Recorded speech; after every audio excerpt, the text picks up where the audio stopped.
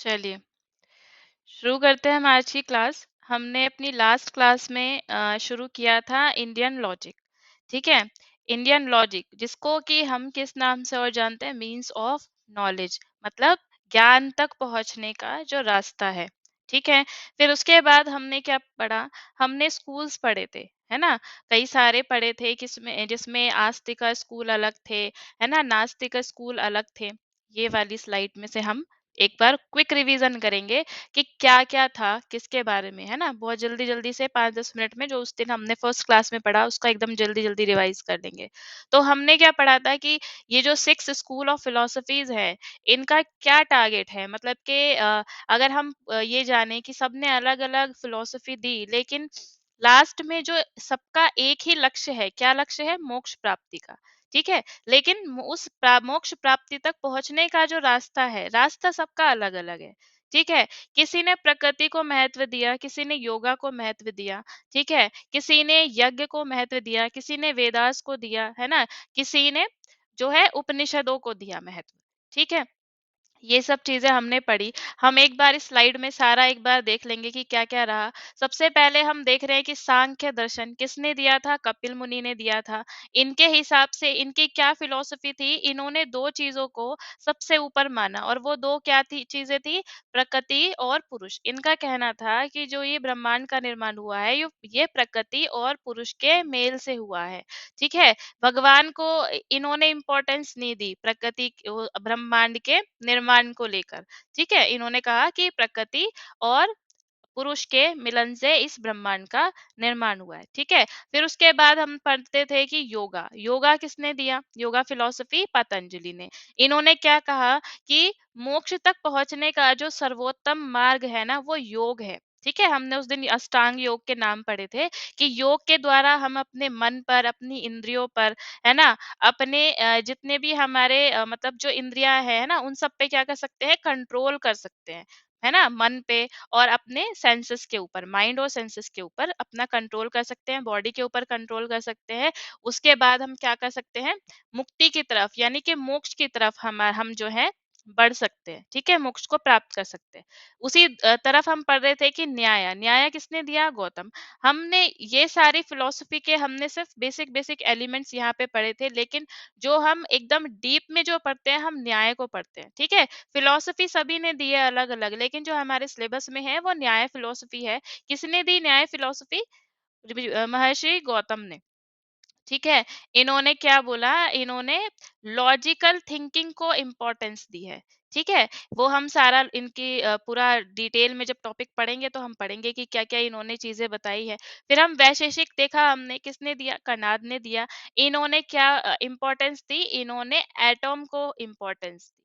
ठीक है, नेचुरलिज्म को इम्पोर्टेंस दी इन्होंने। ठीक है, ये बिलीव करते थे वेदों की थ्योरी में। ठीक है, believes in complete theory authority of Vedas. ठीक है, कि वेद जो है वो सबसे ऊपर है।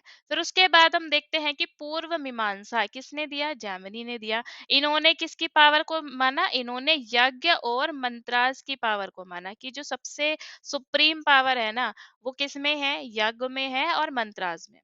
ठीक है, उसके बाद है उत्तर मीमांसा एंड वेदांता, और किसने दिया, व्यास ने दिया। ठीक है, इन्होंने किसको, इन्होंने ब्राह्मण ग्रंथों को महत्व दिया, उपनिषदों को इन्होंने महत्व दिया। ठीक है, इस तरीके से हमने सबका बेसिक बेसिक देख लिया कि किसने कौन सी फिलॉसफी दी और उनका थीम क्या था। ठीक है, फिर उसके बाद हम न्याय को डिटेल में पढ़ते हैं। ठीक, तो न्याय के अंदर हम क्या पढ़े, इन्होंने क्या बताया, प्रमाण बताए। 6 प्रमाण के बारे में हम पढ़ते हैं। प्रमाण क्या है, मीन्स ऑफ नॉलेज है, where knowledge is being achieved. ठीक है, नॉलेज को अचीव कैसे किया जा सकता है, कहाँ से किया जा सकता है, क्या प्रोसेस है, कैसे इसको प्रूव किया जा सकता है। तो ये सब क्या है, प्रमाण है। नॉलेज को प्रूव करने के लिए हमें क्या चाहिए, किसी भी चीज को प्रूव करने के लिए हमें चाहिए प्रमाण। प्रमाण से हम क्या समझते हैं, प्रूफ। ठीक है, प्रूफ चाहिए होता है। फिर उसके बाद है प्रमाणा। प्रमाणा इंग्लिश में लिखते हैं, वैसे हिंदी में बोलते हैं प्रमाण। ठीक है, ये संस्कृत के शब्द प्रमा से मिला है। प्रमा क्या होती है, ट्रू नॉलेज, और अप्रमा क्या पढ़ा था हमने, जो ट्रू नहीं है। ठीक है, जो ट्रू है वो प्रमा है। ठीक, a theory of knowledge from which we are learning knowledge. ठीक है, अब हमने ये पढ़े थे, 6 प्रमाणास पढ़े थे हमने। सबसे पहला पढ़ा था हमने अनुमान, जिसको हम इन्फ्रेंस बोलते हैं। फिर पढ़ा हमने उपमान, जिसको हम कंपैरिजन बोलते हैं। उसके बाद हम पढ़ते हैं अर्थपत्ति, पोस्टुलेशन, नॉन एप्रीहेंशन, अनुपलब्धि, वर्बल टेस्टिमनी, शब्द एंड प्रत्यक्ष मतलब के परसेप्शन। ठीक है, उसके बाद जो सबसे ज्यादा इंपॉर्टेंट बात थी कि किसने, कौन से स्कूल ऑफ फिलोसफी ने कौन से वाले प्रमाण को प्रमुखता दी है, किसने कौन से वाले प्रमाण को माना है। ठीक है, तो हमने क्या क्या पढ़ा था। चारवाक ने क्या पढ़ा था, कमेंट में आप लिखते रहेंगे, मैं एक एक अल्फाबेट लिखूंगी। सी फॉर चारवाक। चारवाक ने सिर्फ परसेप्शन को वैल्यू दी, परसेप्शन मतलब के प्रत्यक्ष। ठीक है, उसके बाद हम देखते हैं कि Buddhism and Vaisheshika, B and V. ठीक है, इन्होंने क्या माना, इन्होंने परसेप्शन को माना, प्लस इन्होंने क्या माना, इन्फ्रेंस को माना। ठीक है, P for perception, I for inference. और हमने एक चीज और याद करी थी कि ये जो ये है ना परसेप्शन, इसको तो सभी ने वैल्यू किया है। ठीक है, जितने भी स्कूल ऑफ फिलोसफी है सबने माना परसेप्शन को। ठीक, उसके बाद हमने वैशेषिक देख लिया। फिर हम देखते हैं जैन और सांख्य। ठीक है, एस फॉर सांख्य। जैन और सांख्य ने कौन से वाले प्रमाण को माना, परसेप्शन तो है ही क्योंकि सभी ने माना, इन्फ्रेंस भी है। ठीक है, और शब्द, शब्द को हम वर्ड भी बोल सकते हैं। ठीक है, वर्ड बोल दो या शब्द बोल दो। ठीक, ये हो गया। उसके बाद हम देखते हैं कि मीमांसा को एम लिख देंगे हम, अद्वैत को ए लिख देंगे, वेदांत को लिख देंगे वी। इन्होंने किसको माना, ऑल सिक्स। ठीक है, जितने भी प्रमाण है ये सारे के सारे इन्होंने सबको माना, इन तीनों ने। ठीक है, फिर क्या बचा हमारा, मोस्ट इंपॉर्टेंट, न्याय। ठीक है, न्याय ने कौन से माने, न्याय ने चार माने। P four, P four perception. ठीक है, आई फोर इन्फ्रेंस, सी फोर, सी फोर, सी फोर क्या था भाई, परसेप्शन। सी फोर कॉम्प्रहेंशन, कॉम्प्रहेंशन किधर लिखा है,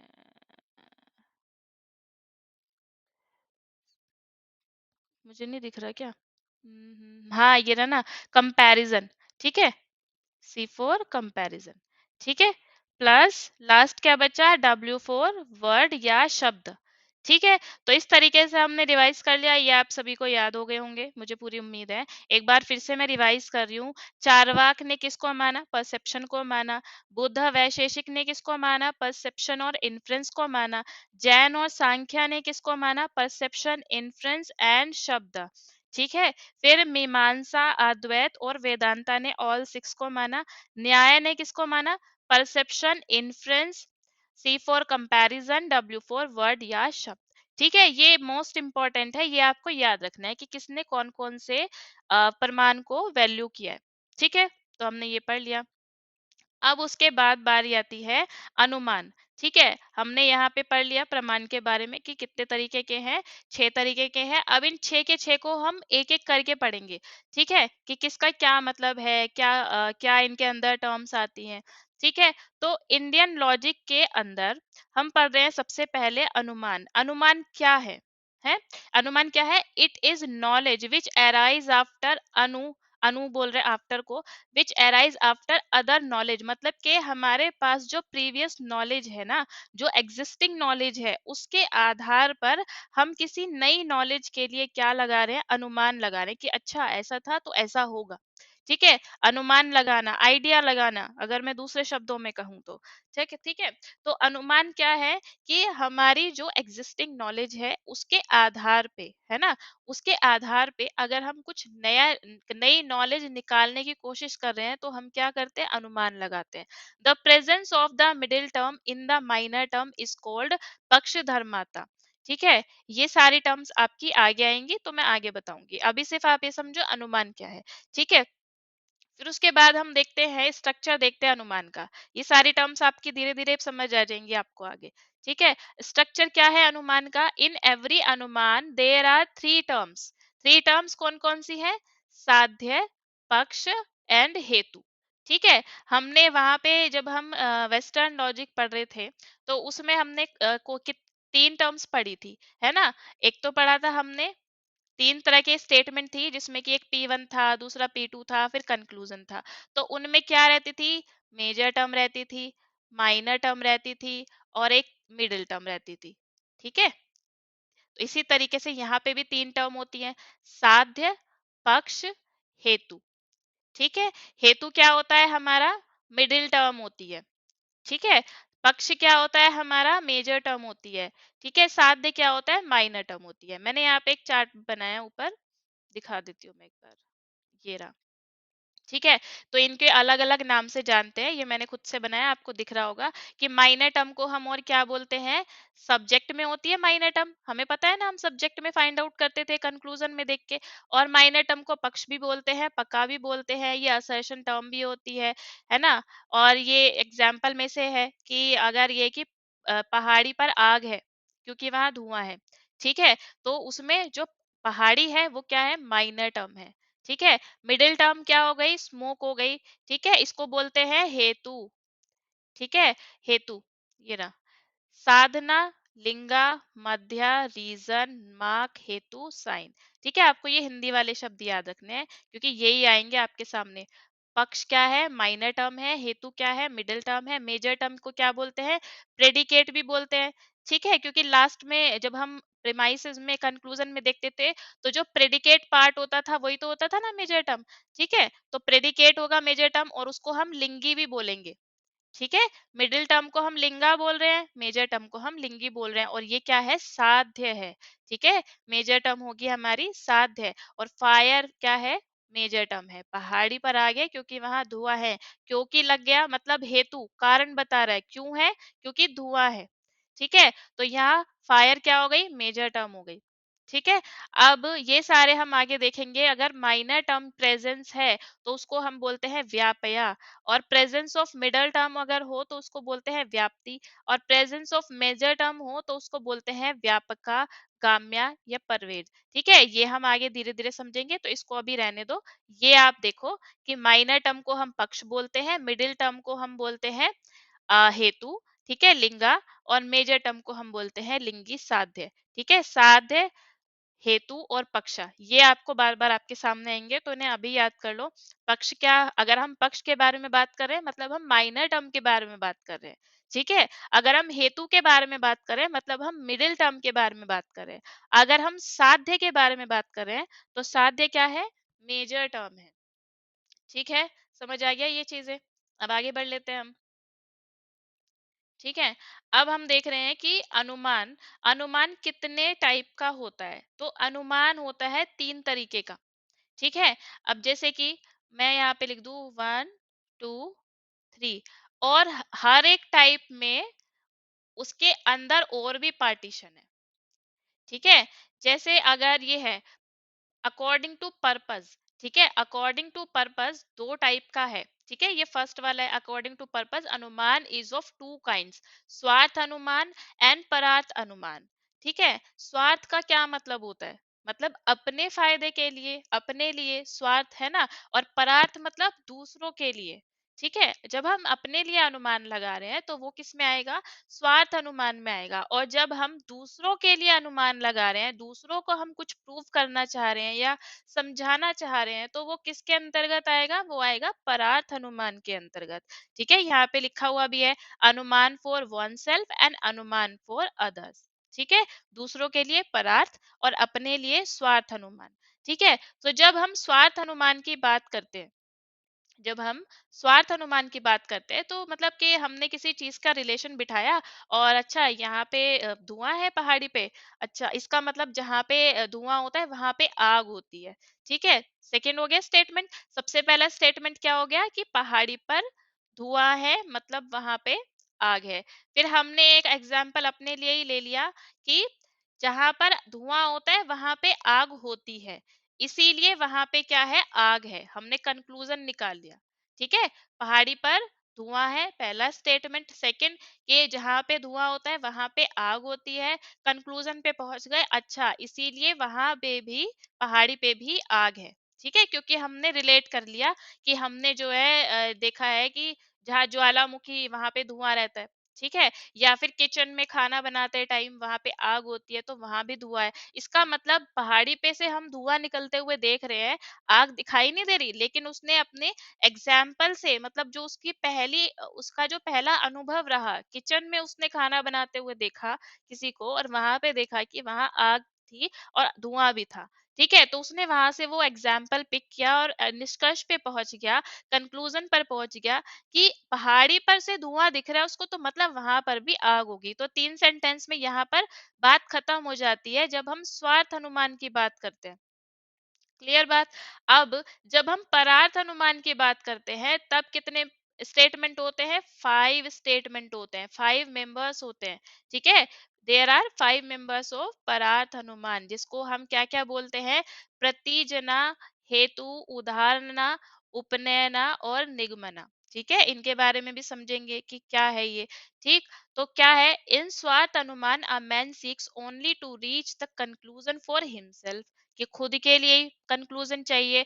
this is illustrated in the case of man who infer the existence of fire in a hill because he first perceives a mass of smoke in it and then remembers that there is a universal relation between smoke and fire, ठीक है। तो ये तो हमने समझ लिया, ठीक है, ये वाला ही एग्जाम्पल मैंने आपको समझाया अभी, ठीक है। फिर पढ़ रहे हैं हम परार्थ अनुमान में क्या है? A man having inferred the existence of fire in a hill lays it down as the thesis and proves it as a conclusion following from the major and minor premises and the conclusion into the third premise, ठीक है। तो हम क्या देख रहे हैं? देखो इसमें हमारे पास होंगी 5 स्टेटमेंट होंगी। कौन कौन सी होंगी मैं बताती हूँ आपको। 5 अवयव कौन से हैं? 5 स्टेटमेंट के बारे में हम बात करें। जैसे अगर मैं फर्स्ट आपको बताऊं, यहाँ पर ही लिख के, ठीक है, फर्स्ट मैं बोलूं कि पर्वत पे आग है, ठीक है, आप अपना लिख लेना। मैं बोल रही हूं कि फर्स्ट स्टेटमेंट होगी पर्वत पे आग है, इसको हम बोलते हैं प्रतिजना, ठीक है। प्रतिजना मतलब कि हमने एक अपने माइंड में एक अनुमान लगा लिया कि पर्वत पे आग है, ठीक है, ये अनुमान लगाया हमने, जिसको कि हम प्रतिज्ञा बोलते हैं या इंग्लिश में प्रतिजना बोलते हैं, ठीक है। हमने ऐसा क्यों सोचा कि पर्वत पे आग है? क्योंकि ये दूसरा स्टेटमेंट है, क्योंकि पर्वत पर धुआं है, ठीक है। अब क्योंकि पर्वत पर धुआं है, ये क्या है? कारण है। कारण मतलब हेतु, ठीक है, क्योंकि पर्वत पर धुआं है, तो ये क्या हो गया? थर्ड सेकंड स्टेटमेंट हो गया हेतु। फिर उसके बाद हम थर्ड स्टेटमेंट पे आते हैं। उसने क्यों बोला कि पर्वत पे आग है? क्योंकि पर्वत पे धुआं है, क्योंकि उसने थर्ड स्टेटमेंट ये दिया, जहां जहां धुआं होता है वहां वहां आग होती है। जैसे कि उसने देखा था चूल्हे में, ठीक है। तो ये क्या हो गया? उसका थर्ड मतलब कि उदाहरण हो गया। उसने उदाहरण दिया कि जहां जहां पे धुआं होता है वहां वहां आग होती है, जैसे कि उसने चूल्हे में देखा। तो ये थर्ड स्टेटमेंट हो गया, मतलब कि इसको हम दृष्टांत भी बोलते हैं उदाहरण को, तो आप सिनोनिम भी साथ साथ लिख लेना, ठीक है। फिर उसके बाद उसने क्या रीअफर्म किया कि मतलब उपनय, ठीक है, उपनय मतलब कि पर्वत पर धुआं है। उसने फिर उसको वापस से आ गया पर्वत पे कि पर्वत पे धुआं है इसीलिए पर्वत पे आग है, मतलब निगमन मतलब निष्कर्ष पे आ गया, वो कंक्लूजन पे आ गया। निगमन का मतलब, मुझे बताओ ये पांचों टर्म समझ में आई क्या? ये पांचों टर्म समझ में आई कि प्रतिजना क्या है, हेतु क्या है, उदाहरण क्या है, उपनय क्या है और निगमन क्या है। समझ में आया तो मुझे बताइए, और नहीं समझ में आया तो मैं दोबारा से बताऊंगी, थर्ड से रिपीट कर दूं। मैं फर्स्ट से ही रिपीट कर देती हूँ, ठीक है। हाँ, ठीक। तो मैंने बात की कि फर्स्ट स्टेटमेंट है, मैं ट्राई करती हूँ कि मैं लिख पाऊं, ठीक है। उसने ना एक व्यक्ति है, उसने एक पर्वत देखा, ठीक है, यहाँ पे ऐसे करके उसने देखा कि धुआं है, ठीक है। ये यहाँ पर्वत के नीचे खड़ा है, ठीक है, ये यहाँ पे खड़ा है, इसने देखा कि पर्वत के ऊपर से धुआं निकल रहा है, ठीक है। तो इसने सब धुआं देखते ही उसने क्या सोचा अपने मन में कि पर्वत पर आग है, ठीक है। क्या है? पर्वत पर आग है। ये इसने सोचा है, इसने आग देखी नहीं है। ठीक है, तो पर्वत पर आग है, ये क्या है? ये है प्रतिजना। ठीक है, मतलब इसने ये एक मन में सोच लिया। ठीक है, आप अपने आप से साफ साफ लिख लेना। ठीक है, फिर उसके बाद ये तो इसने अज्यूम किया ना कि पर्वत पे आग है। क्यों इसने अज्यूम किया? क्या कारण था कि इसने सोचा कि पर्वत पे आग है? क्योंकि पर्वत पर धुआं है। ठीक है, यहाँ पे लिख लो सेकंड में, क्योंकि पर्वत पे, मैं ऐसे बना रही हूं, पर्वत पर धुआं है। ठीक है, धुआं है। अब ये क्योंकि आ गया तो मतलब क्या है? कारण बता दिया उसने। उसने ऐसा क्यों सोचा कि पर्वत पे आ गए? क्योंकि उसने धुआं देखा। ठीक है, तो ये क्या हो गया आपका? हेतु हो गया। ठीक, उसके बाद इसने किस चीज से रिलेट किया? इसने, इसके दिमाग में एग्जाम्पल आया कि अच्छा, मैंने किचन में देखा था कि चूल्हे पे खाना बन रहा था। वो कच्चे वाला चूल्हा देखा होगा कि वहां पे आग थी, और क्या था कि धुआं निकल रहा था। ठीक है, तो वो जो इसने जो एग्जाम्पल सोचा अपने मन में, तो उसको क्या बोलेंगे हम? उदाहरण बोलेंगे। ठीक है, किचन वाला उदाहरण इसके मन में याद आ गया, और इस उदाहरण को ही दृष्टांत भी बोलते हैं। ठीक है, तो उदाहरण स्लैश दृष्टांत लिख लेना। ठीक, फिर उसके बाद इसने ये कर लिया। फिर वापस से इसके माइंड में फिर ये वापस से धुएं पे आ गया कि मतलब इसने फिर रीअफर्म करना। रीअफर्म करने को क्या बोलते हैं? उपनय बोलते हैं। ठीक है, फिर ये फोर्थ स्टेप पे आ गया उपनय पे, कि पर्वत में धुआं है, इसीलिए पर्वत में आग है। इसीलिए जहां आ जाए मतलब कि वो कंक्लूजन पर पहुंच गया, निगमन पर पहुंच गया। ठीक है, तो उपनय क्या हो गया? जब उसने रियफर्म किया कि अच्छा, पर्वत पे धुआं है, इसीलिए पर्वत पे आग है, तो इसीलिए वाला क्या पार्ट हो गया? निगमन, मतलब के कंक्लूजन भी बोल सकते हो आप इसको। अब बताओ, क्या ये पांचों टर्म समझ में आई है आपको? उत्तेजना क्या है, हेतु क्या है, उदाहरण क्या है, उपनय क्या है, और निगमन क्या है? मुझे ये पांचों बातें बता दो, आपकी क्या समझ में आ गई? ठीक है, और ये चीजें भी पूछी जाती हैं कि स्वार्थ अनुमान में कितने स्टेटमेंट होते हैं, परार्थ अनुमान में कितने होते हैं? तो स्वार्थ में कितने होते हैं? 3 होते हैं। परार्थ में कितने होते हैं? 5 होते हैं। ठीक है, और टर्म्स कितनी होती हैं? टर्म्स कितनी होती हैं? टर्म्स तो ये 3 ही मानी जाएगी। हेतु, मतलब मिडिल, माइनर, और क्या होता है? मिडिल, मेजर और माइनर। ठीक है, तो इसको हम क्या क्या बोलते हैं?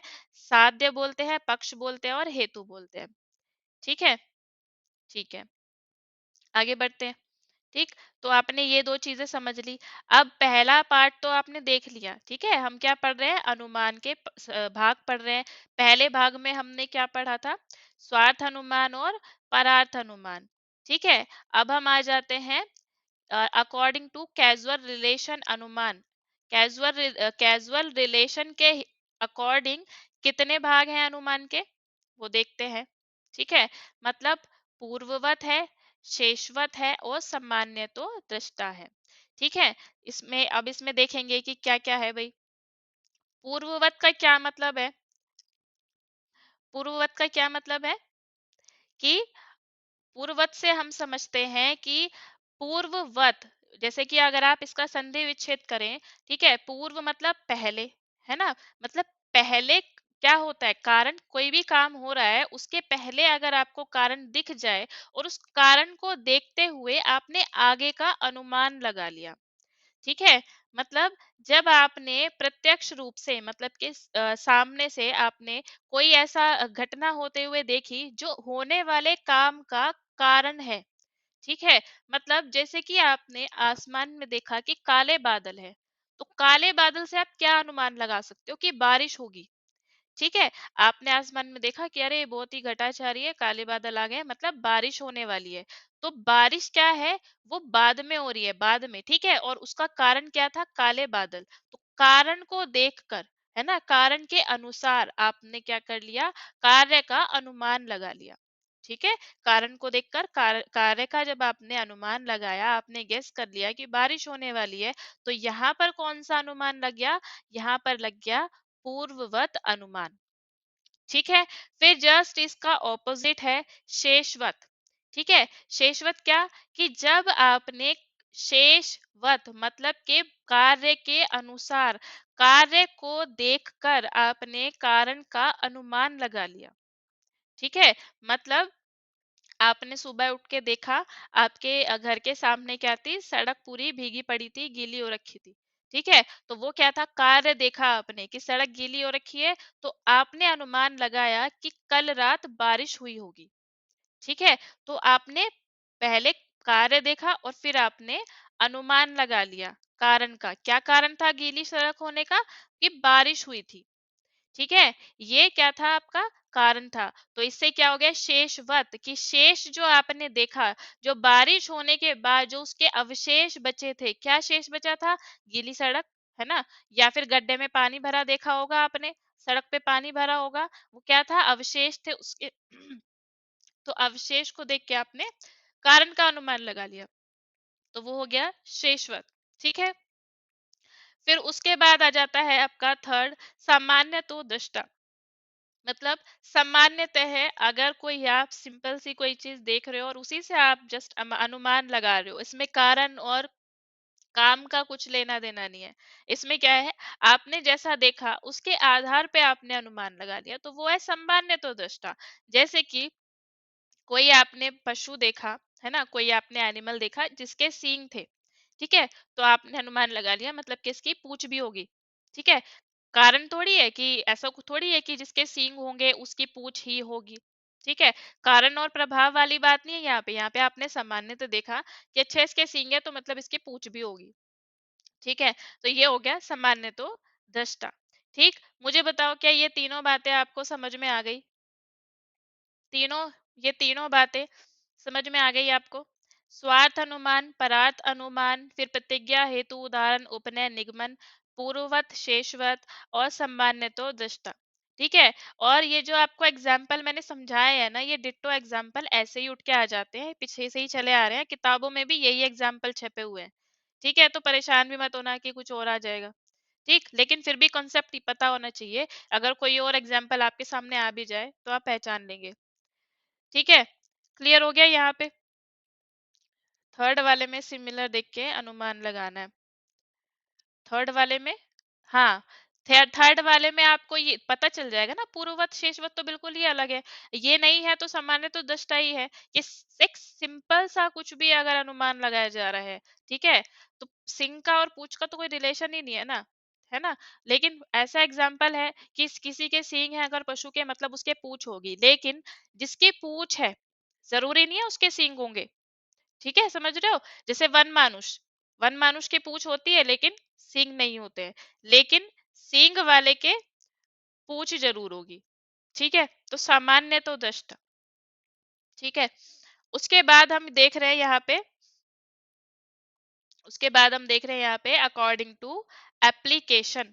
ठीक है, अकॉर्डिंग टू एप्लीकेशन कितने टाइप के हैं, अब ये फिर से तीन टाइप के आ गए। ये होते हैं केवल अन्वयी, केवला व्यतिरेकी, और थर्ड है अन्वय व्यतिरेकी। ठीक है, अन्वय और व्यतिरेकी क्या होता है पहले ये समझ लो। ठीक है, अन्वय होता है कि जब हेतु भी उपस्थित हो, ठीक है, और साध्य भी उपस्थित हो। ठीक है, हेतु हेतु भी है और साध्य भी है, तो क्या होता है, अन्वय कहलाता है। ठीक है, लेकिन अगर साध्य नहीं है और हेतु भी नहीं है, ठीक है, दोनों ही प्रेजेंट नहीं है, तब क्या कहलाएगा, तब व्यतिरेक कहलाएगा। ठीक है, मतलब व्यतिरेक जो है वो अभाव को व्यक्त कर रहा है, एब्सेंस को व्यक्त कर रहा है। ठीक है, और अन्वय क्या बता रहा है, ये प्रेजेंस को बता रहा है कि जहां जहां धुआं है वहां वहां आग है। ये क्या हो गया, ये हो गया अन्वय। ठीक है, लेकिन अगर मैं ये कहूं जहां आग नहीं है वहां धुआं नहीं है, ठीक है, मतलब हेतु भी नहीं है और साध्य भी नहीं है, तो ये क्या हो गया, व्यतिरेक हो गया।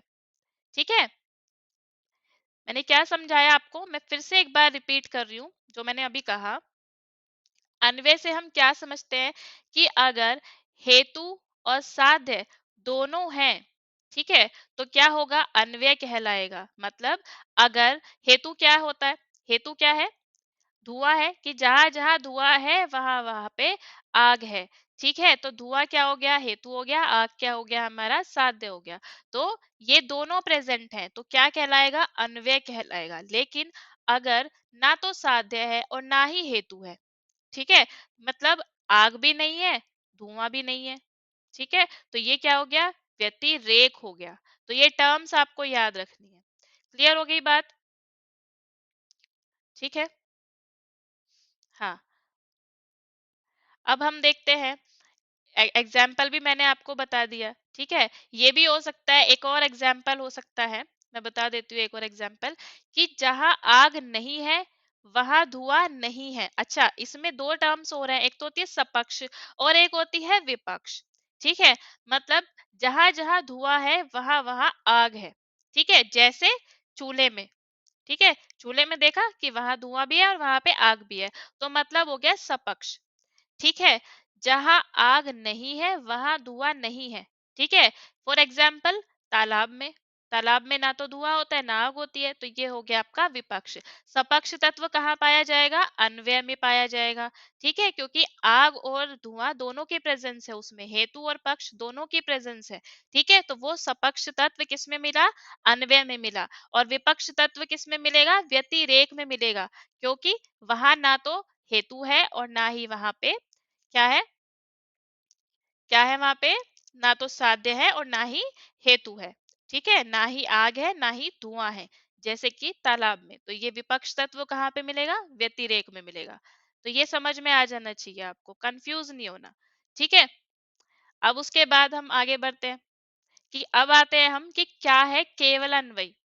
ठीक है, केवल अन्वयी क्या है, इसको केवलान्वयी भी बोलते हैं या फिर केवल अन्वयी भी बोलते हैं। ठीक है, मतलब क्या है, एन इन्फ्लुएंस इज कॉल्ड केवल अन्वयी when it is based on middle term. ठीक है, मतलब जब हेतु और साध्य के मध्य व्याप्ति की सिद्धि केवल अन्वय, मतलब कि अन्वय को क्या बोल सकते हैं, भाव।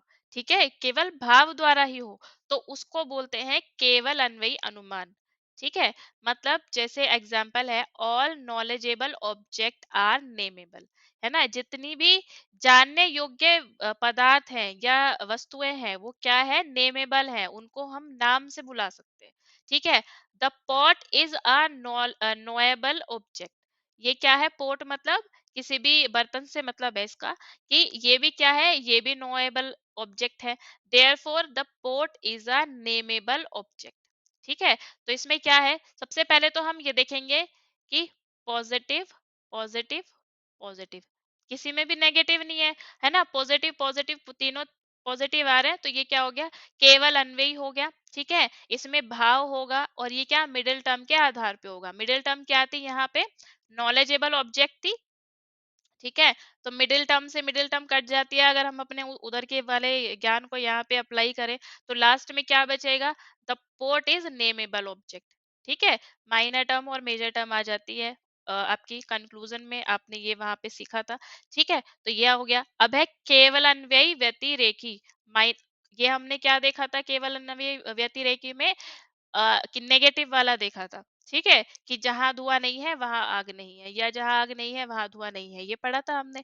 ठीक है, तो यहाँ पे क्या है, no non soul substance has life, all being possessing animal function have life, therefore all being possessing animal functions have soul। सबसे पहले तो यही देख लो, यहाँ पे नो लग गया मतलब कि ये नेगेटिव सेंटेंस है।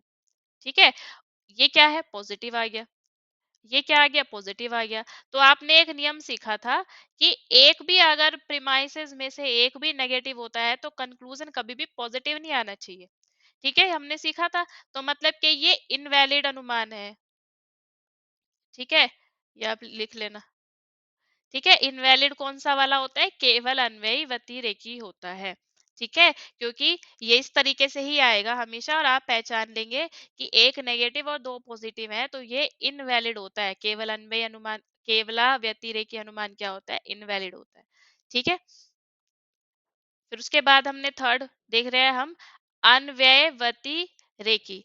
अन्वयी व्यतिरेकी में क्या रहता है, अन्वयी व्यतिरेकी में क्या रहता है कि an inference is अन्वयी व्यतिरेकी when it is based on middle term which is both positively and negatively related to major term।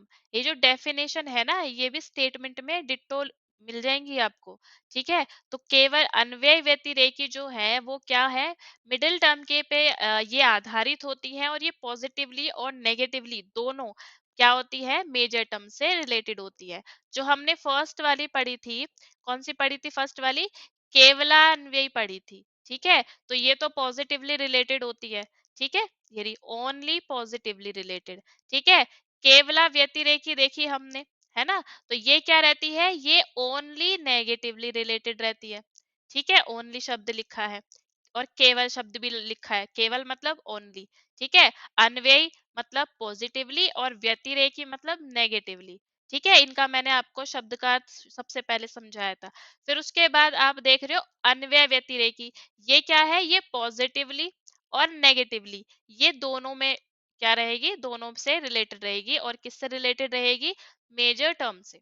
ठीक है, द यूनिवर्सल रिलेशन मतलब व्याप्ति, व्याप्ति क्या होता है, यूनिवर्सल रिलेशन होता है। ठीक है, in this inference is established by the method of agreement in presence. Presence को बोलते हैं अन्वय, क्योंकि आपको ये हिंदी के टर्म्स भी ही आएंगे एग्जाम में।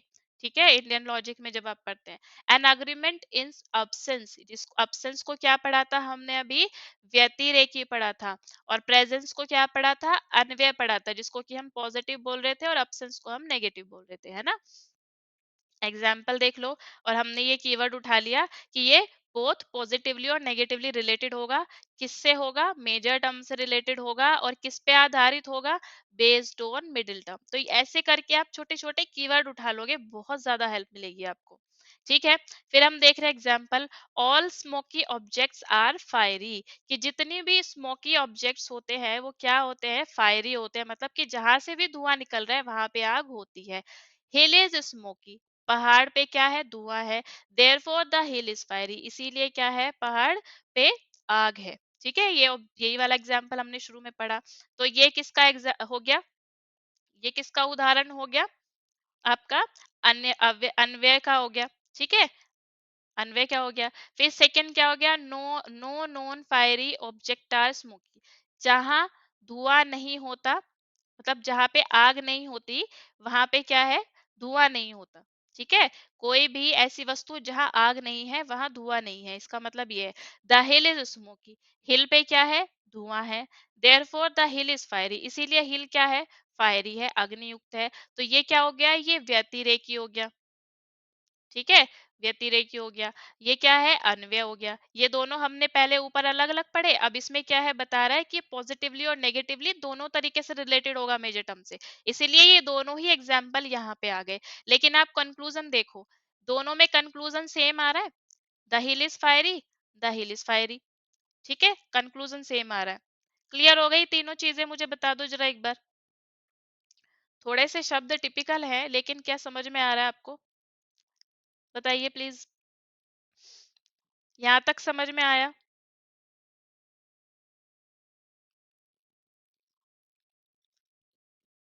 या दोबारा से बताना है।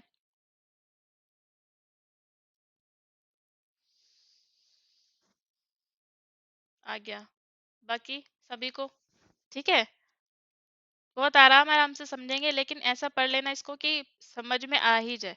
ठीक है, हाँ, है ना, ये तीनों टर्म्स हमारी हो गई। तो मतलब अभी हमने क्या फिनिश किया, हमने अनुमान पढ़ लिया। ठीक है, अनुमान में मतलब क्या पढ़ लिया, अभी हमने अनुमान का, प्रमाण का एक पार्ट हमने अनुमान मतलब के इन्फ्रेंस अभी हमने पूरा किया। एक बार क्विकली बता देती हूँ, रिवाइज करा देती हूँ कि क्या पढ़ा हमने अनुमान में।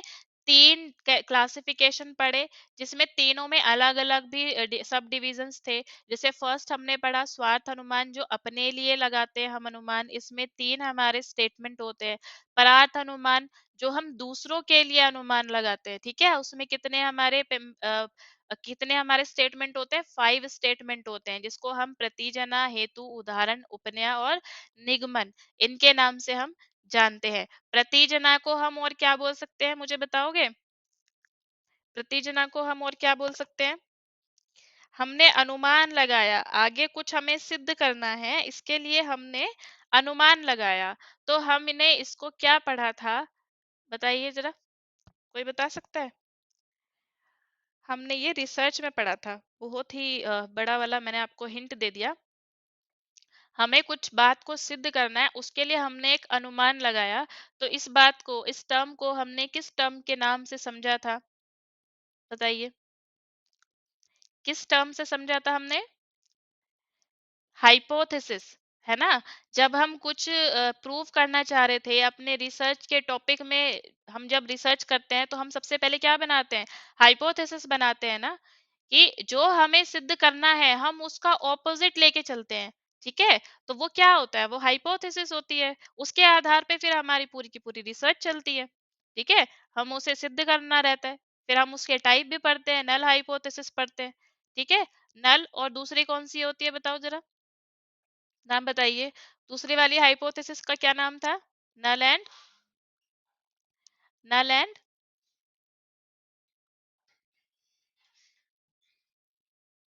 मैं वेट कर रही हूँ। H1H0 तो थी ऑल्टरनेटिव। हाँ, ठीक है, ऑल्टरनेटिव। ठीक है, तो भूलना नहीं है। ठीक, तो ये प्रतिजना यहाँ पे वही काम कर रहा है कि पहले हाइपोथेसिस बना ली, मतलब कि पहाड़ी पर आग है। ठीक है, क्यों? क्योंकि उसने तो देखा तो है नहीं, लेकिन उसने क्यों बनाई ये हाइपोथेसिस? इसने कारण बताया कि वहां पे उसे धुआं नजर आया। फिर उसने उदाहरण देखा कि किचन में भी उसने आग देखी थी तो वहां भी धुआं था। फिर उसने रीअफर्म किया, मतलब उपनय पे आ गया कि यहाँ पे क्या है, यहाँ पर भी धुआं है, इसीलिए वो निगमन मतलब कंक्लूजन पे पहुंचा, मतलब कि यहाँ पर आग है। ठीक है, मुझे लगता है अच्छे से क्लियर हो गया होगा। फिर हमने इसका सेकंड टाइप पढ़ा कि कॉजल रिलेशन के अकॉर्डिंग अनुमान के तीन टाइप पढ़े, है ना, कारण प्रभाव के आधार पे, पूर्ववत, शेषवत और सामान्य तो दृष्टा। ठीक है, उसके बाद हमने एप्लीकेशन के अकॉर्डिंग पढ़े तीन टाइप, केवल अन्वयी, केवला व्यतिरेकी और अन्वय व्यतिरेकी। ठीक है, तो हमारा ये हो गया अनुमान। अब हम पढ़ रहे हैं प्रत्यक्ष। ठीक है, प्रत्यक्ष कितने टाइप का होता है? प्रत्यक्ष से मतलब क्या? अच्छा, सिंपल सिंपल सा शब्द है प्रत्यक्ष। प्रत्यक्ष मतलब जो हम प्रत्यक्ष रूप से महसूस कर पाते हैं या देख पाते हैं, क्या है प्रत्यक्ष? है ना, जब भी हम बोलते हैं ना प्रत्यक्ष को प्रमाण की आवश्यकता नहीं, ऐसा बोलते हैं ना, तो क्या है प्रत्यक्ष को हम इंग्लिश में बोलते हैं परसेप्शन। और ये कितने टाइप का होता है? दो तो इसकी स्टेज होती है, ठीक है, और दो इसके टाइप होते हैं। जैसे कि अगर मैं इसको यहाँ पे थोड़ा सा छोटा सा चार्ट बना के अगर दिखाऊं, तो P4 में लिख रही हूँ यहाँ पे प्रत्यक्ष, और अल्फाबेट से ही मेंशन करूंगी, समझ जाइएगा। ठीक है, तो प्रत्यक्ष का हमने दो स्टेज पढ़ रहे हैं, है ना। एक क्या है, डिटर्मिनेट, D4, डिटर्मिनेट, और सेकंड है इनडिटर्मिनेट।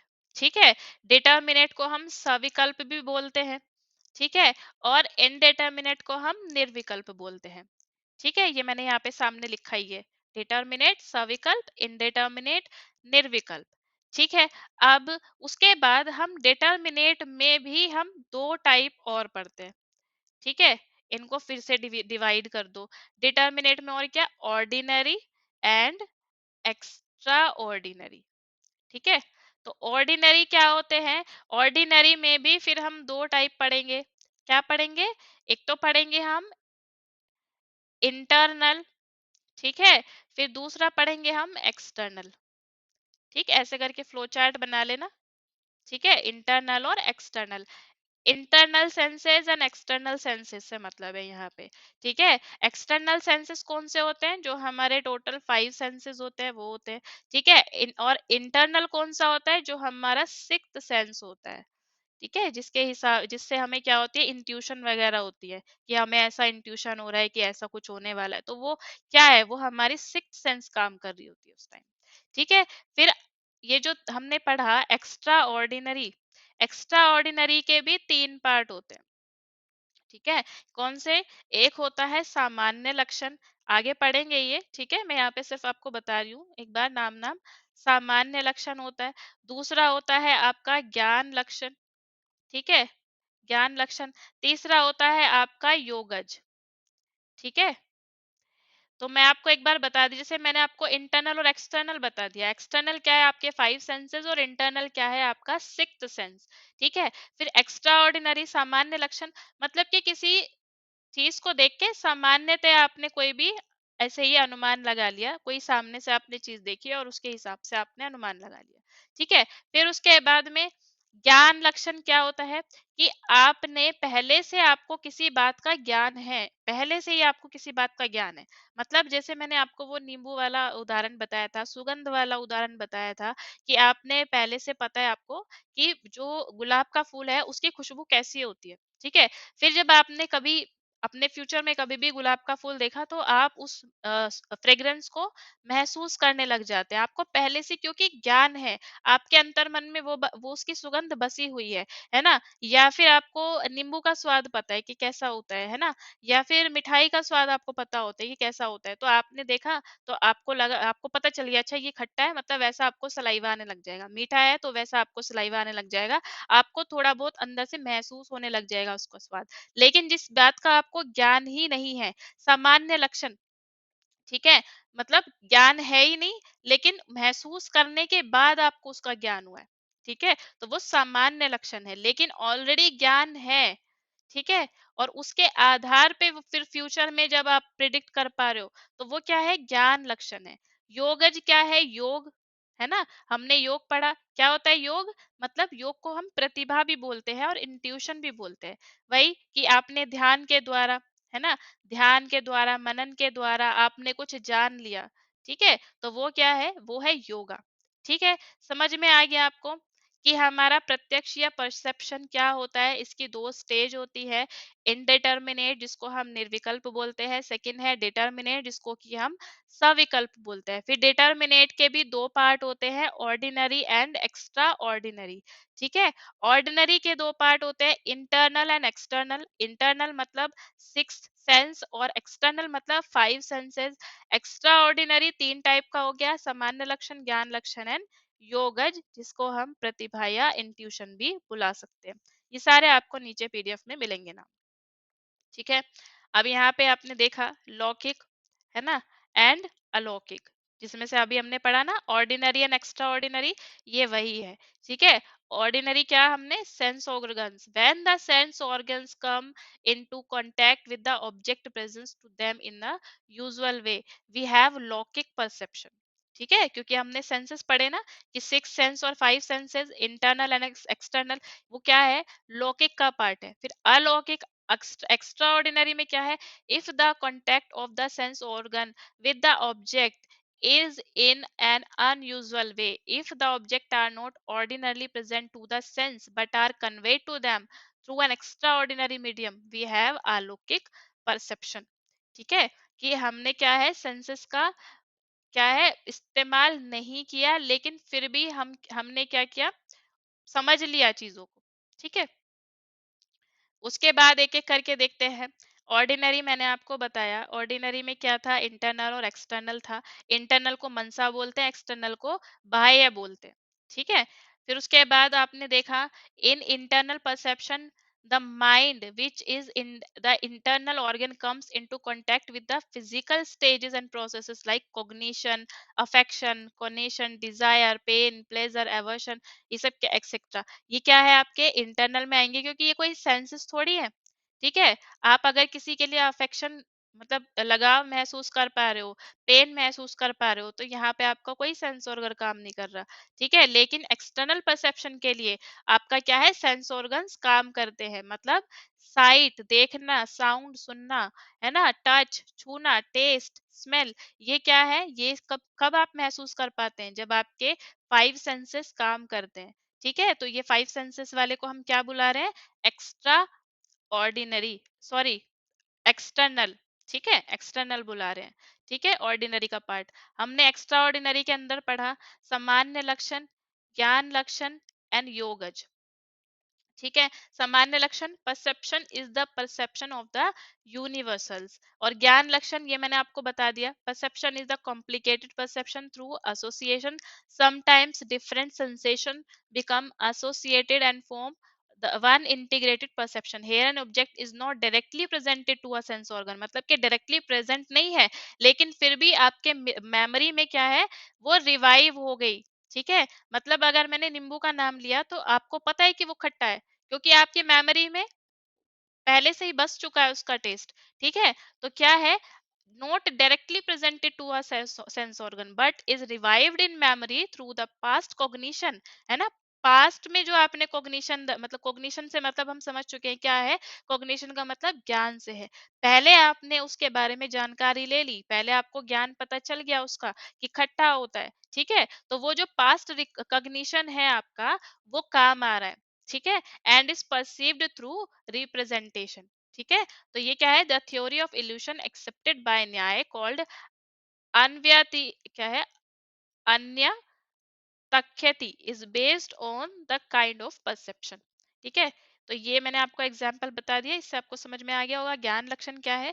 पूर्व ज्ञान के आधार पे आपने उसको अभी इम्प्लीमेंट कर लिया। ठीक है, पहले से आपको बात का ज्ञान था और आपने उसको प्रेजेंट में या फ्यूचर में उसको क्या है, इम्प्लीमेंट कर लिया, चीजों के बारे में समझ लिया। सामान्य क्या होता है, सामान्य तौर पे आपने कोई चीज पहली बार देखी और उसका ज्ञान ले लिया। ठीक है, योगज क्या है, योगा के थ्रू, जैसे पास्ट फ्यूचर देख लेते हैं ना किसी का, तो वो क्या है, योग के थ्रू आप जान लेते हो। ठीक है, दिस इज द इंट्यूटिव। ठीक है, इंट्यूशन मतलब क्या होती है, यही जो आपका सिक्स्थ सेंस काम कर रहा होता है ना, इंट्यूशन हो जाती है। जो ऋषि मुनि होते हैं बता देते हैं ना कि पास्ट में क्या हुआ, प्रेजेंट में क्या चल रहा है, फ्यूचर में क्या होने वाला है, तो वो कौन सा उनका लक्षण काम कर रहा होता है, योगज परसेप्शन काम कर रहा होता है। ठीक है, and immediate perception of all object past present and future possessed by the yogis through the power of meditation। तो योगा में क्या काम कर रहा है, power of meditation काम कर रहा है। it is intuitive, suprasensuous and supra relation। ठीक है, relational। ये तीनों बातें समझ में आ गई, क्या है, सामान्य लक्षण, ज्ञान लक्षण एंड योगज परसेप्शन। ठीक है, उसके बाद हम आगे देखते हैं, आप पढ़ रहे हैं अनुमान, इन्फ्रेंस। ठीक है, अनुमान तो हमने पढ़ लिया ना पीछे, दोबारा से आ गया ये, आपने ये प्रतिजना हेतु उदाहरण उपनय ये सब हमने पढ़ लिया था। ठीक है, दोबारा आ गया। हम्म, अच्छा ये देखना आप, ये पढ़ना आपको, ये बहुत इंपॉर्टेंट है। There are 5 characteristics of middle term. ये ना एज इट इज लाइन यहाँ से क्वेश्चन में उठ के आती है, बहुत ही ज्यादा इंपॉर्टेंट है। ठीक है, इट मस्ट बी, किसकी हम पढ़ रहे हैं, मिडिल टर्म। मिडिल टर्म मतलब कौन, हेतु। ठीक है, हेतु की क्वालिटी पढ़ रहे हैं हम, और हेतु की क्वालिटी हम अगर पढ़ रहे हैं तो हम जो हेत्वाभास पढ़ते हैं, हेत्वाभास मतलब फालेसी, है ना। इंडियन लॉजिक में जो फालेसी होती है उसको हेत्वाभास बोलते हैं। और हेत्वाभास क्या होती है, हेतु में जो फालेसी होती है, मतलब अगर हेतु के जो नियम ये पढ़ोगे ना आप, 5 नियम, इनमें अगर कुछ भी गड़बड़ है तो वो वहीं पर ही फालेसी हो जाती है। ठीक है, तो इसीलिए ये पांचों आपको याद करने जरूरी है। ठीक है, अगर मिडिल टर्म जिसको कि हम हेतु बोलते हैं इंडियन लॉजिक में, उसके ये जो नियम दिए गए हैं इसमें कोई भी गड़बड़ हो जाए तो वही फालेसी हो जाएगी, जिसको हम हेत्वाभास बोलेंगे। ठीक है, हालांकि हम उसका डिटेल्ड क्लास हम कल करेंगे, लेकिन अभी थोड़ा सा देख लो इसको। It must be present in the minor term. ठीक है, माइनर टर्म में हेतु होना चाहिए। माइनर टर्म मेजर टर्म क्या होती है वो आपको पता है। ठीक है, तो माइनर टर्म में हेतु का होना बहुत जरूरी है, और इसको क्या बोलते हैं, पक्ष धर्माता बोलते हैं। ठीक है, क्योंकि माइनर टर्म को हम पक्ष भी बोलते हैं ना। ठीक है, फिर उसके बाद इसका एग्जाम्पल दिया है, smoke must be present in the हिल। ठीक है, कि स्मोक क्या है, हिल पे होना चाहिए। हिल क्या है, पक्ष है हमारा। ठीक है, it must be present in all positive instances. जो क्वेश्चन बन के आते हैं ना उसमें यहाँ पे ऑल नेगेटिव आ जाएगा। ठीक है, in which the major term is present, major की जगह पे आपका माइनर आ जाएगा। तो इसीलिए आपको एक एक शब्द इन पांचों लाइन का याद करना है अच्छे से। ठीक है, it must be a present in all positive instances in which the major term is present. ठीक है, तो पॉजिटिव एंड मेजर इसे अच्छे से हाईलाइट करके याद कर लेना। ठीक है, smoke must be present in the kitchen where fire exist. ठीक है, मेजर टर्म में प्रेजेंट होना चाहिए और सारे पॉजिटिव इंस्टेंसेस में होना चाहिए। तो अगर ये वाली कंडीशन आ रही है तो इसको हम क्या बोलते हैं, सपक्ष सत्व बोलते हैं। ठीक है। फिर उसके बाद थर्ड है it must B absent. Present किस में होना चाहिए था? ऑल पॉजिटिव इंस्टेंसेस में।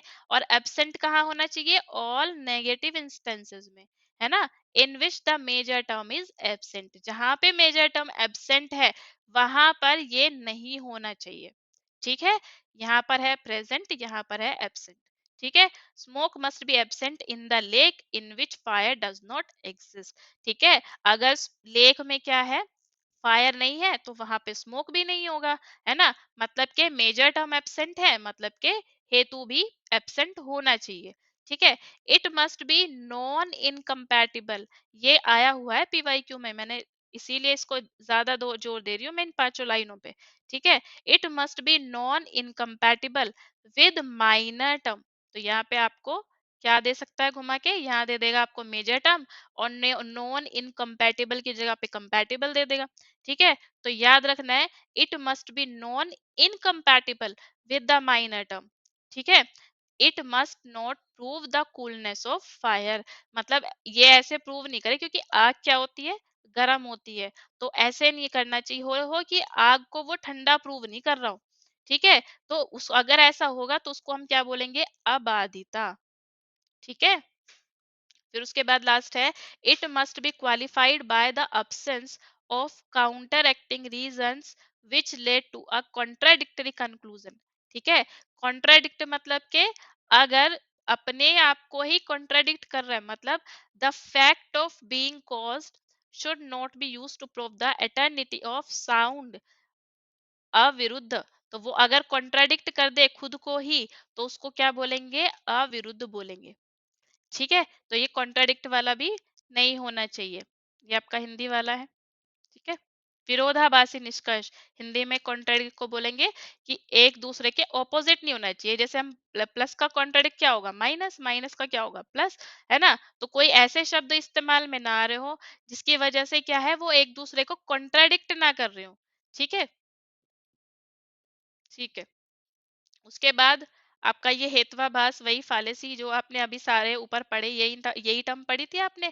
असिद्ध, सवय विचारा, सत्प्रतिपक्ष, बाधिता, विरुद्ध। अगर जो हमने 5 ऊपर नियम पढ़े, अगर वो कोई भी अगर नियम के साथ छेड़छाड़ हुई तो क्या हो जाएगी? हेत्वाभास फालेसी हो जाएगी, हेतु की फालेसी हो जाएगी। ठीक है। तो ये फालेसी वाला टॉपिक मैं आपको अलग से पढ़ाऊंगी क्योंकि बहुत ज्यादा इंपॉर्टेंट है। तो अभी बस आपने इनका नाम नाम समझ लेना है, ये कल हम डिटेल में पढ़ेंगे। ठीक है। अब पढ़ लो व्याप्ति। व्याप्ति क्या होती है? व्याप्ति क्या है? व्याप्ति को बोलते हैं हम कि ये व्याप्ति होती है, अनुमान का प्राण होती है एक तरीके से। ठीक है। क्योंकि व्याप्ति क्या है? यूनिवर्सल नॉलेज है। ठीक है। हमने ऊपर पढ़ा था एक जगह, व्याप्ति क्या है? यूनिवर्सल रिलेशनशिप को बताता है व्याप्ति। ठीक है। अब अगर मैं आपके सामने एग्जाम्पल लेकर आऊं, क्योंकि जैसे कि हमने शुरुआत से ही हम पढ़ रहे हैं कि हमने क्या है, एक ये कोई तो ये व्यक्ति है। ठीक है। इसने यहाँ पे तो कोई पर्वत देखा और इसके ऊपर से ये धुआं निकल रहा था। ठीक है। तो इसने क्या निकाल लिया? अनुमान लगाया। क्या अनुमान लगाया? कि पर्वत पे आग है। ठीक है। ये इसने अनुमान लगाया। फिर इसने क्यों लगाया अनुमान? क्योंकि इसने पर्वत पर से धुआं देखा। ठीक है। तो ये क्या है? ये है धुआं। ठीक है। अनुमान लगाने का जो कारण था, अनुमान लगाने का जो कारण था वो क्या था? धुआं था। तो धुआं क्या हो जाएगा हमारा? हेतु हो जाएगा, है ना। हेतु या मिडिल टर्म बोल लो आप इसको। ठीक है। कहाँ पर इसने आग देखी थी, मतलब कहाँ पे से धुआं निकलता देखा इसने? पर्वत पे से देखा। तो पर्वत क्या है आपका? पक्ष है। ठीक। पर्वत क्या हो गया? पक्ष हो गया। ठीक है। अब धुआं निकल रहा है, क्यों निकल रहा है धुआं? क्योंकि आग है, इसने ऐसा कंक्लूजन निकाला, है ना। तो जहां जहां धुआं है वहां वहां आग है। तो किसकी व्याप्ति है? आग की व्याप्ति है। अगर धुआं है तो आग की व्याप्ति है। तो यहाँ पे जो आग है, ठीक है, यहाँ पे मतलब कि समझ लो कि यहाँ पे आग लगी हुई है। तो ये आग जो है क्या है आपकी? साध्य कहलाते हैं इसको, साध्य। ठीक है। कहाँ गया? हम्म। ठीक है। तो ये आप देख लेंगे। ठीक है, तो हेतु क्या हो गया, धुआं हो गया, पक्ष हो गया पर्वत, और आग हो गया साध्य। ठीक है, तो क्या इस व्याप्ति क्या हो गई कि इसने यूनिवर्सल रिलेशन बता दिया कि जहां पर धुआं है ना, जहां पर धुआं है वहां पे क्या होगी, वहां पे आग होगी। तो ये एक यूनिवर्सल रिलेशन है। लेकिन बताओ मुझे, जहां पर आग है, मतलब अगर ये मैं बता दूं ये आग है, ठीक है, फायर, तो क्या वहां पर धुआं होगा, ऐसा कंपलसरी है? ऐसा तो कंपलसरी नहीं है। ठीक है, तो धुएं के होने पर आग का होना क्या है, यूनिवर्सल रिलेशन बता रहा है, व्याप्ति बता रहा है। लेकिन अगर आग है तो उसके होने से धुएं का होना जरूरी नहीं है। एग्जाम्पल आप देख सकते हो, आप अपनी गैस की फ्लेम ऑन करना किचन में जाके खाली, तो वहां पे आग तो निकलेगी लेकिन धुआं नहीं निकलेगा। ठीक है, ऐसे ही करके आप बहुत सारे एग्जाम्पल देख सकते हैं कि हर जगह जहां पर आग है वहां धुआं नहीं होगा, लेकिन बिना आग के धुआं नहीं निकलेगा। मतलब आप इनको वाइस वर्सा करके देखो। ठीक है, तो आग, धुएं के होने पर आग का होना क्या है, यूनिवर्सल रिलेशन है, मतलब व्याप्ति है। लेकिन आग के होने पर धुएं का होना वो यूनिवर्सल नहीं है। ठीक है, एक्सेप्शन है, क्योंकि ऐसा जरूरी नहीं है। समझ में आई ये वाली बात आपको? समझ आया क्या? मुझे एक बार बता दो, समझ में आया क्या? ठीक है। अभी बस वाइंड अप कर रहे हैं, थोड़ा सा और देखो। यह अपने अनुमान देख लिया था, सपक्ष परार्थ अनुमान, स्वार्थ अनुमान, ये हमने पढ़ लिया। ठीक है, ये भी हमने पढ़ लिया। ठीक है, शब्द, अब हम आ गए हैं शब्द पे। ये मैं आपको कल पढ़ाती हूँ। ठीक है, कल हम इसके सारे पार्ट जो बचे हुए हैं वो पढ़ लेंगे, और हम अपनी फालेसी पढ़ लेंगे। ठीक है, फिर आपका ऑलमोस्ट ये पूरा हो जाएगा। ठीक है, सभी को समझ आया? सभी को समझ आई आज की क्लास? मुझे एक बार बता देंगे सभी? ठीक है। हाँ चांदनी, मैं अभी ले रही हूँ आपका क्वेश्चन। ठीक है, ओके जी, समझ आई है तो बहुत अच्छी बात है। ठीक है, थैंक यू वेरी मच।